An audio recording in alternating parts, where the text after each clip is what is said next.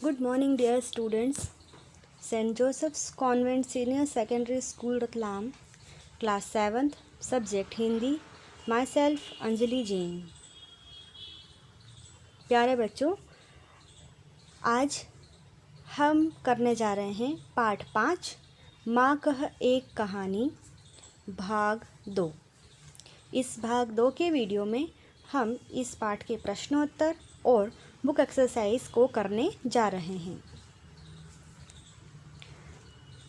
प्रश्नोत्तर की श्रेणी में पहले आएंगे सोचिए और बताइए। पहला प्रश्न, मारने वाले से बचाने वाले का स्थान ऊंचा क्यों होता है? उत्तर है, मारने वाले से बचाने वाले का स्थान हमेशा ऊंचा ही रहता है क्योंकि बचाने वाले के मन में करुणा और दया का भाव होता है जो कि ईश्वर को प्रिय होता है। बच्चों, इसमें हम प्रश्न 2 को नहीं कर रहे हैं, आप अब सीधे प्रश्न 3 करेंगे। और प्रश्न 3 है, माँ ने राहुल से निर्णय करने के लिए क्यों कहा? तो इसका उत्तर है, माँ ने राहुल से निर्णय करने के लिए इसलिए कहा क्योंकि वह जानना चाहती थी कि राहुल ने कहानी से उचित शिक्षा प्राप्त की या नहीं। वह राहुल के मन के भावों को जानना चाहती थी।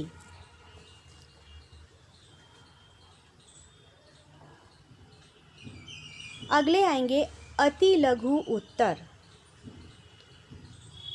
इसका पहला प्रश्न है, माँ नानी की बेटी है, ये बालक को किसने बताया? इसका उत्तर है, माँ नानी की बेटी है, यह बालक को चेटी दासी ने बताया। चेटी का अर्थ होता है दासी। प्रश्न 2, घायल हंस को किसने बचाया?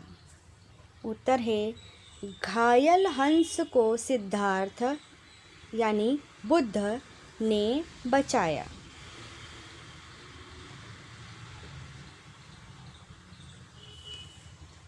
लघु उत्तर।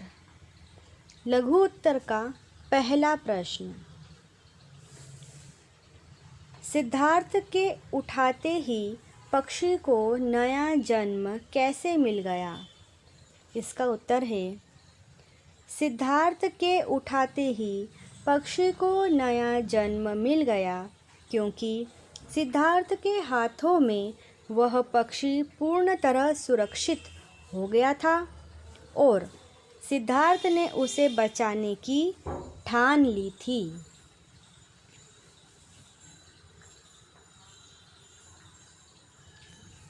प्रश्न 2, कविता के आधार पर उपवन की सुंदरता का वर्णन कीजिए।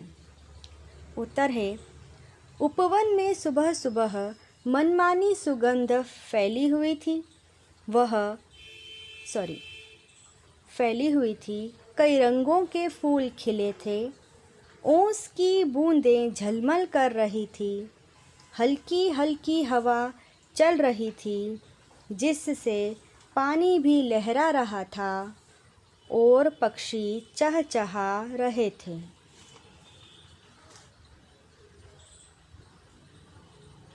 अब आएंगे दीर्घ उत्तर प्रश्न। दीर्घ उत्तर प्रश्न का पहला प्रश्न है, शांत उपवन में सहसा क्या घटित हुआ तथा इससे किस प्रकार शांति भंग हुई? उत्तर है, शांत उपवन में सहसा अचानक एक हंस तीर से घायल होकर वहां गिरा। उसे देखकर सिद्धार्थ उसे उठा लेता है।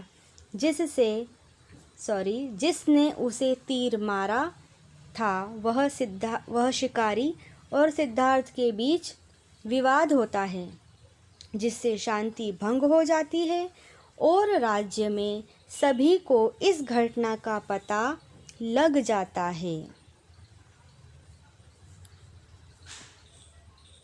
प्रश्न 2, इस कविता का मूल भाव अपने शब्दों में लिखिए।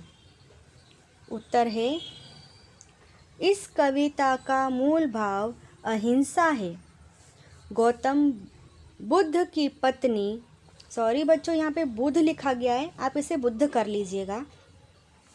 गौतम बुद्ध की पत्नी यशोधरा अपने पुत्र राहुल को उसके पिता सिद्धार्थ के बचपन की एक घटना को कहानी के रूप में सुना रही है, जिसमें वह उसे सभी प्राणियों के प्रति प्रेम और दया की भावना रखना एवं उनकी रक्षा करना और उचित न्याय करना सिखा रही है।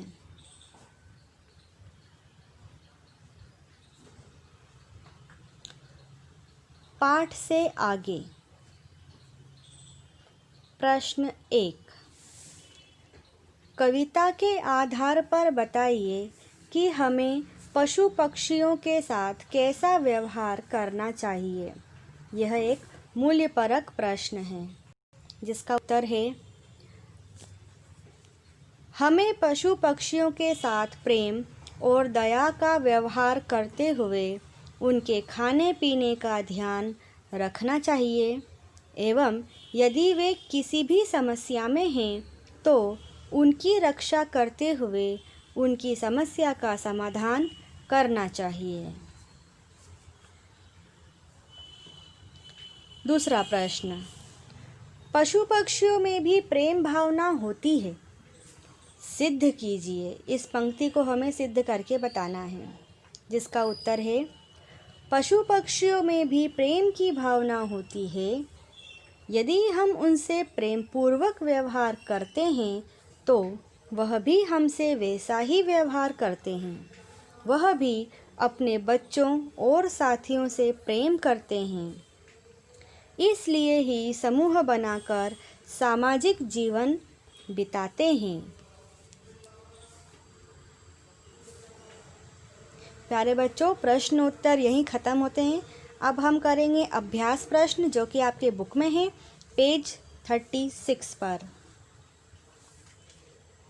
पहला प्रश्न, दिए गए वाक्यों में राइट या रॉन्ग का निशान लगाना है।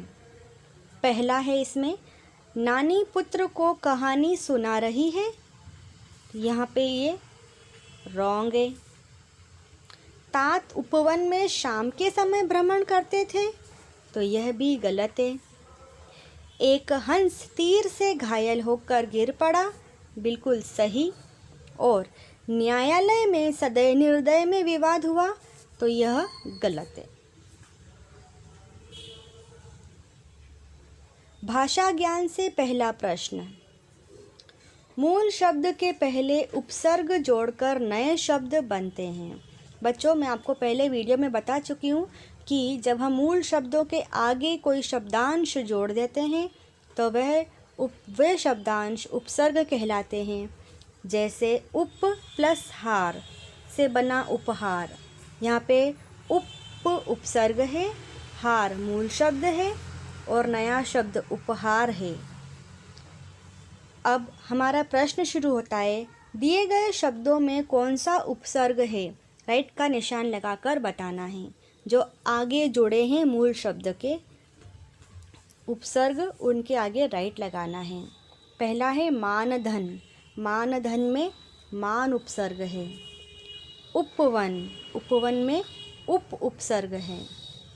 मनमानी में मन उपसर्ग है। विवाद में वि उपसर्ग है। निरपराध में निर उपसर्ग है और आहत में आ उपसर्ग है लगा हुआ है। प्रश्न 2, मूल शब्द के पीछे प्रत्यय जोड़कर नए शब्द बनते हैं। बच्चों, मूल शब्द के जब पीछे कोई शब्दांश जुड़ जाते हैं तो वे प्रत्यय कहलाते हैं। जैसे बल प्लस वान इज इक्वल टू बलवान। यहाँ पे बल मूल शब्द है, वान प्रत्यय है और बलवान नया शब्द बन गया है। अब आप कविता में से प्रत्यय के योग से बने कोई 5 शब्द ढूंढकर उदाहरणानुसार लिखिए। उदाहरण के अनुसार हमको कविता में से ही 5 शब्दों को ढूंढकर लिखना है। एक उदाहरण दिया है सिद्धि, तो हमने अलग कर दिया सिद्ध प्लस छोटी ई। अब आएगा हठी, हठ प्लस बड़ी ई। आग्रही, आग्रह प्लस बड़ी ई। न्यायालय, न्याय प्लस आलय। करुणा, करुण प्लस आ। और दानी, दान प्लस बड़ी ई। प्रश्न 3, पढ़िए, समझिए और खाली जगह भरिए। उपसर्ग दिया है अभी, मूल शब्द हमने लगा दिया मान और प्रत्यय हो गया बड़ी ई, तो नया शब्द बन गया अभिमानी।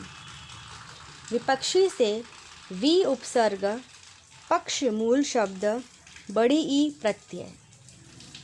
निर्दयी शब्द से निर उपसर्ग, दया मूल शब्द और बड़ी ई प्रत्यय। आग्रही से आ उपसर्ग, ग्रह मूल शब्द और बड़ी ई प्रत्यय। प्रश्न 4, सोहन केला और अमरूद खाता है। इस वाक्य में रेखांकित शब्द समुच्चय बोधक है। इसी तरह तथा, या, किंतु, परंतु आदि भी समुच्चय बोधक शब्द हैं। बच्चों, जब हम 2 शब्दों को जोड़ने का काम करते हैं या 2 वाक्यों को जोड़ने का काम करते हैं, तो जो शब्द हम प्रयोग में लाते हैं वे समुच्चय बोधक शब्द कहलाते हैं। जैसे कि और, केला, अमरूद 2 अलग अलग वस्तुओं को जोड़ रहा है, और से हम दोनों को जोड़ रहे हैं, तो ये समुच्चय बोधक शब्द हुआ। इसी तरह से तथा, या, किंतु, परंतु से हम वाक्यों को या शब्दों को जोड़ देते हैं। अब आप उचित समुच्चय बोधक शब्द में राइट का निशान लगाकर खाली जगह भरना है। राहुल और माँ बुद्ध के जीवन से जुड़ी घटना के बारे में चर्चा कर रहे हैं। यहाँ पे और समुच्चय बोधक शब्द है। राहुल, माँ को हमने जोड़ दिया और से। राहुल ने पूछा, माँ, कहानी में राजा था या रानी? राजकुमार अभी छोटा था, पर था बहुत समझदार। पर से हमने जोड़ा। उन्होंने देखा कि एक हंस तीर से घायल होकर जमीन पर पड़ा है। कि सही जवाब है। मैंने इस हंस पर तीर चलाया, इसलिए यह मेरा है। इसलिए यहाँ पे हमने इसलिए शब्द से इसको जोड़ दिया है। बच्चों, अगर आपको ये लिखा हुआ यहाँ पे नहीं नज़र आ रहा हो ठीक से, तो आप इन टिक मार्क्स के ज़रिए अपने टिक लगा लीजिएगा। यहीं पर ये पार्ट ख़त्म होता है। Thank you.